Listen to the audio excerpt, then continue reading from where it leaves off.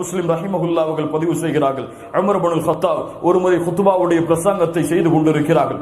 அப்போது ஒரு முஹாஜிர்களில் முன்னால் ஹிஜ்ரத் செய்த முதலாவது ஹிஜ்ரத் செய்த சஹாபாக்களிலே ஒருவர் பள்ளிக்குள் நுழைகிறார், மஸ்ஜிது நபவிக்கு நுழைகிறார்.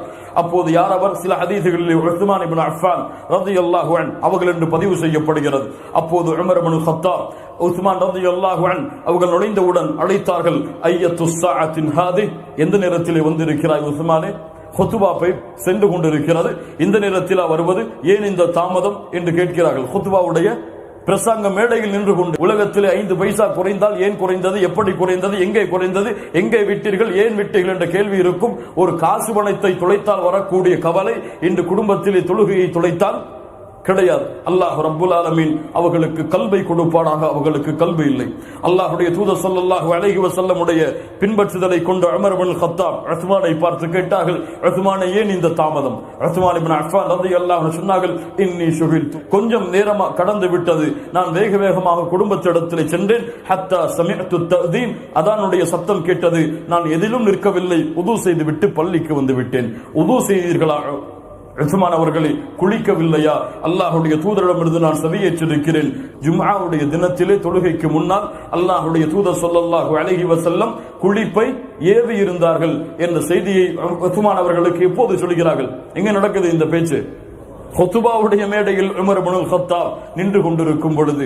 கண்ணியத்துக்குரியவர்களில் பாருங்கள், இஸ்லாமிய மார்க்கத்துடைய சட்டத்தில் யார் எந்த குறைவை செய்தாலும் நேரடியாக இடத்திலே கேள்வி கேட்டு அதை திருத்தக்கூடிய மிகச்சிறந்த வீரராக உமர் இப்னுல் கத்தாப் ரலியல்லாஹு அன்ஹு அவர்கள் இருந்தார்கள். கண்ணியத்துக்குரியவர்களே, குர்ஆனை பின்பற்றுவதில் உறுதியானவர், சுன்னாவை நிலைநிறுத்துவதில் உறுதியானவர்.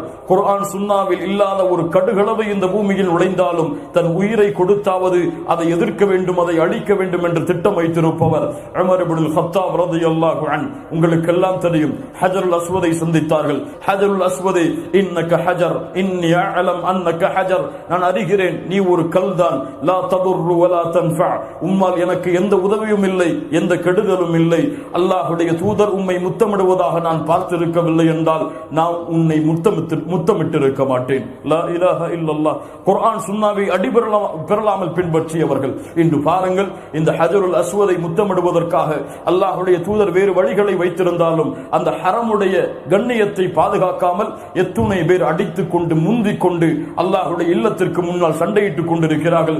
ஹஜருல் அஸ்வதை தொடுவதற்கு அல்லாஹ்வுடைய தூதர் வேறு வழிகளை கொடுக்கவில்லையா? காபாவிற்கு முன்னால் நின்று கொண்டெல்லாம் அந்த துணிகளை பிடித்து அழுது கொண்டிருக்கிறார்கள் முஸ்லிம்கள். யார் இந்த முஸ்லிம்களுக்கு இப்படி அனுமதி கொடுத்தது? அவன் சொன்னார்கள், நீ ஒரு கல்தான், உன்னால் எந்த பலனும் இல்லை, எந்த தீங்கும் இல்லை. ஆனால் இன்று பரக்கத்திற்காக ஹஜருல் அஸ்வதை தொடுகிறார்கள். யார் கூறியது பரக்கத்து ஹஜருல் அஸ்வதில் இருக்கிறது? தொட்டால் பரக்கத்து கிடைத்து விடுமா?